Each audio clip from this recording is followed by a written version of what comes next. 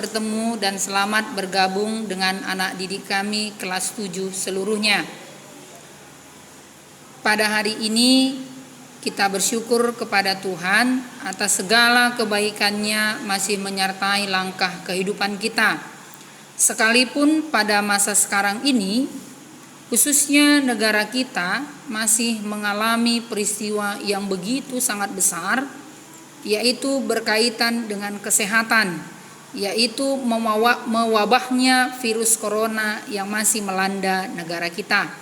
Akan tetapi anak didik kami seluruhnya, mari kita tetap bersemangat, optimis bahwa negara kita akan dapat melalui masa-masa sulit ini. Baik, untuk anak didik kami kelas 7 seluruhnya, pada hari ini kita akan memasuki pertemuan yang pertama tentang materi pendidikan agama Katolik. Materi kita yang pertama adalah manusia sebagai citra Allah. Sekali lagi, materi kita yang pertama adalah manusia sebagai citra Allah. Anak didik kami seluruhnya, kita mungkin sering mendengar kata citra, atau bahkan dalam Kamus Bahasa Indonesia, kata citra ini merujuk kepada rupa, wujud, atau gambaran. Hal ini berarti kata citra mau menunjukkan suatu identitas atau ciri seseorang atau kelompok tertentu.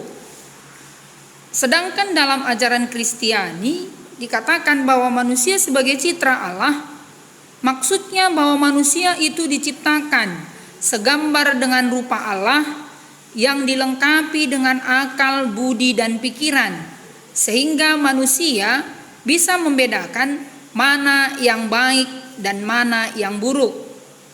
Maka dengan hal inilah manusia itu dijadikan sebagai saudara, sebagai sahabat untuk menjaga alam ciptaan Tuhan lainnya.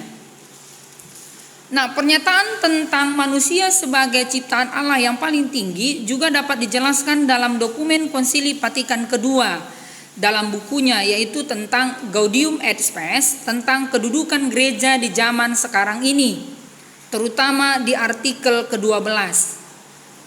Dalam kutipan tersebut dikatakan manusia diciptakan menurut gambar Allah. Sekali lagi, manusia diciptakan menurut gambar Allah. Manusia mampu mengenal dan mengasihi penciptanya. Oleh Allah, manusia diciptakan sebagai tuan atas semua makhluk di dunia ini. Nah, kutipan lain juga dapat kita lihat dalam kitab Kejadian bab 1 ayat 26 sampai 28. Dalam kitab Kejadian tersebut juga kita bisa lihat ya, bahwa manusia itu dijadikan menurut gambar dan rupa Allah. Manusia berkuasa atas segala ciptaan Tuhan, baik itu laki-laki maupun perempuan. Maka segala alam ciptaan Tuhan diberikan kepada manusia. Jadi antara Gaudium et Spes dan kitab Kejadian merupakan satu kesatuan. Dalam Gaudium et Spes artikel ke-12 tadi dikatakan bahwa manusia diciptakan segambar dengan rupa Allah, menjadikan manusia sebagai tuan dari segala yang telah diciptakan oleh Tuhan. Hal ini juga dijelaskan dalam kitab Kejadian bahwa manusia itu juga diciptakan segambar dengan rupa Allah, diberikan akal budi, sehingga manusia diharapkan mampu untuk menjaga, menguasai segala alam ciptaan Tuhan. Maka dalam pembelajaran ini ya, tentang manusia sebagai citra Allah, ada 5 hal yang akan kita pelajari. Yang pertama, manusia itu diciptakan secara unik yang merupakan anugerah dari Allah yang mampu memancarkan gambaran Allah dalam kehidupannya. Itu yang pertama. Allah menciptakan manusia sebagai citranya, dipanggil dan diutus Tuhan untuk bekerja sama dengan Tuhan. Nah, ini tadi sudah dijelaskan dalam Gaudium et Spes bahwa manusia itu dijadikan sebagai sahabat atau partner untuk menguasai dan menjaga segala alam ciptaan Tuhan. Lalu yang ketiga, Keunikan manusia sebagai citra Allah menggambarkan bahwa manusia dibekali dengan kemampuan, dengan talenta yang berbeda, namun perbedaan itu untuk hidup saling mengembangkan dan saling menyempurnakan. Lalu yang keempat, kemampuan atau talenta yang diberikan oleh Tuhan kepada setiap manusia. Di samping itu manusia juga harus sadar bahwa manusia memiliki keterbatasan. Oleh sebab itu, manusia harus mampu menempatkan diri secara benar dalam pergaulan bersama.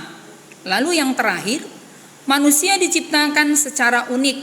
Nah, tadi juga sudah kita lihat bahwa dikatakan manusia diciptakan secara unik, bahwa dalam segala hal, baik segala kelebihan maupun kekurangan, manusia diajak untuk selalu bersyukur kepada Allah karena telah menganugerahkannya kepada kita.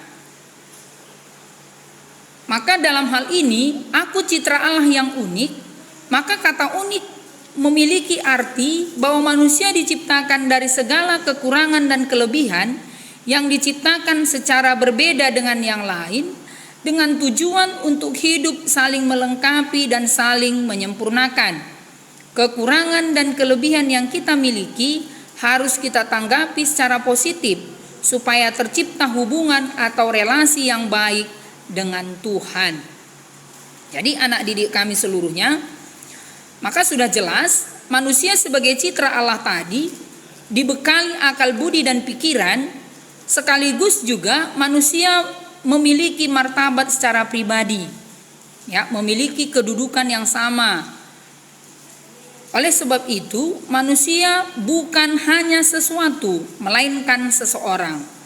Oleh sebab itu, manusia harus mampu, yang pertama, mengenal diri sendiri. Yang kedua, menjadi tuan atas diri sendiri. Yang ketiga, mengabdikan diri dalam kebebasan. Namun kebebasan yang dimaksud adalah kebebasan yang bertanggung jawab. Lalu yang keempat, hidup dalam kebersamaan dengan orang lain. Nah, manusia hidup secara personal maupun sosial. Nah, dalam hal ini poin keempat, hidup dalam kebersamaan mau mengatakan bahwa manusia itu merupakan makhluk sosial yang harus membangun relasi yang baik dengan sesama, terlebih dengan Tuhan sebagai pencipta segalanya. Jadi anak didik kami seluruhnya kelas 7 sudah jelas dikatakan dalam materi kita pada hari ini bahwa manusia itu merupakan gambaran Allah sendiri, di mana manusia dibekali dengan akal budi dan pikiran sekaligus harkat dan martabat. Maka oleh karena itu, manusia yang dilengkapi dengan akal budi dan pikiran serta martabat diharapkan supaya kita mampu untuk senantiasa bersyukur dan berterima kasih kepada Tuhan karena telah menciptakan kita segambar dan serupa dengan Allah sendiri. Baiklah anak didik kami seluruhnya, inilah penjabaran materi kita pada hari ini. Semoga anak didik kami dapat mengerti dan memahaminya. Sekian dan terima kasih.